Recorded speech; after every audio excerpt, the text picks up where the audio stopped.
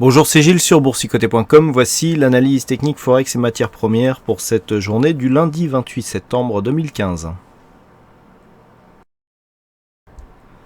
Et donc toujours pas de changement dans la configuration de cette paire de devises euro-dollar, donc qui évoluait au-dessus de ce support ici en vert.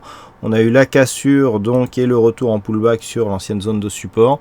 Et puis on se stabilise ici entre 1,11 et 1,1280. Tant que les cours ici se situent dans cette zone, on est vraiment dans une réelle phase de consolidation, de neutralisation court terme.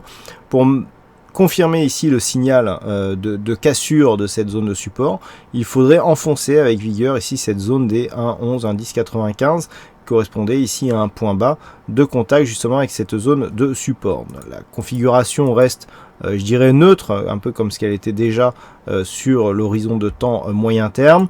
Par contre, pour relancer une dynamique haussière, eh bien, il faudrait casser ce point haut significatif qui se situe à 1,1460. Et toujours cette phase de neutralisation. Sur le dollar yen, on pensait ici qu'avec le resserrement du support et de la résistante qui définissait un triangle symétrique, eh bien, il y aurait une sortie qui se mettrait en place, mais pas du tout. On reste ici, on est en train d'invalider donc cette configuration en triangle au profit d'une zone en range classique avec deux zones horizontales. Donc première zone ici aux alentours des 119,20 et deuxième zone horizontale ici sur la zone des 121 yens pour 1 dollar. Donc on est vraiment neutre sur cette phase, ça commence à durer, puisque depuis cette baisse ici que nous avons eue à la fin août, eh bien un mois plus tard on n'a pas bougé, on oscille ici dans une zone qui se resserre doucement, dont on est en train de vraiment, voilà, on a eu une cassure ici sur la zone basse, une cassure sur la zone haute, et là on réintègre et on s'appuie même sur la zone de support des 119,77. Donc vraiment aucun signal. On a plutôt une perspective baissière sur cette poursuite, puisque ce genre ici de phase de consolidation à l'horizontale, eh bien valide plutôt une continuité de la dynamique initiale.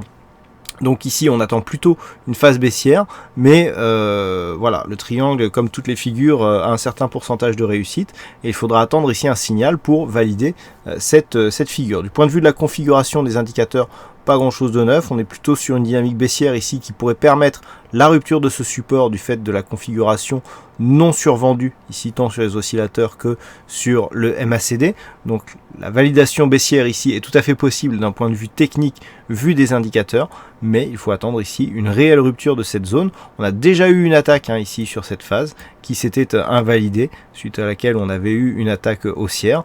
Donc un partout, la balle au centre. Maintenant on attend une rupture de cette zone pour valider la configuration, mais celle-ci ne le sera totalement que sur une cassure baissière des 116,22 qui est le point bas ici que nous avions eu le 24 août. Et enfin sur l'or, eh bien, nous avions une belle dynamique haussière qui était en train de se mettre en place. La semaine dernière, je mettais en valeur ici l'objectif, encore une fois lié à l'extension de Fibonacci. On voit que cet objectif était assez optimum, puisque nous avions un objectif donc sur la phase de consolidation qui nous emmenait à 1154,50. On a marqué un plus haut ici à 1156,80, donc très très proche en termes de volatilité ambiante sur l'or. On était revenu ici chercher l'ancienne résistance, ancienne zone de point haut comme zone de support, donc tout partait bien, sauf qu'aujourd'hui, eh bien, tout s'est écroulé. On casse la moyenne mobile 20 exponentielle, on casse ici la zone des 1141 dollars l'once, et on revient ici sur la moyenne mobile 50 arithmétique. Alors, la dynamique n'est pas totalement interrompue, mais bon, on a quand même pas mal de signaux d'invalidation, dans le sens où si on trace ici une droite, eh bien on voit bien que cette droite est cassée ici, et que même le support oblique eh bien, ne retrouve plus de points, je dirais, de référence sur cette phase pour perpétuer la dynamique haussière. Donc dans l'état actuel des choses, donc on va enlever ici ces Fibonacci puisqu'ils ne servent plus à rien, voilà. On a cassé ici cette zone, alors si on avait une réintégration rapide, bon pourquoi pas, mais là il semblerait que la zone des 1135, ici 1134,70, eh bien agisse désormais comme une zone de résistance qui irait plutôt vers une continuité baissière en direction ici des 1118,50.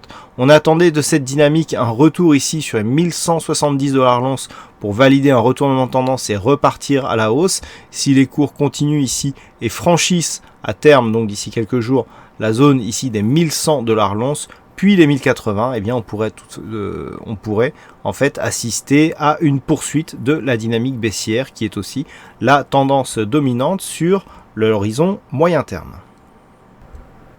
Voilà donc ce que nous pouvons dire sur cette analyse technique Forex et matières premières. Je vous souhaite à toutes et à tous un bon week-end, bonne chance dans le prochain trade. On se retrouve donc dès lundi pour d'autres analyses techniques sur le site boursicoté.com. Bon week-end à tous.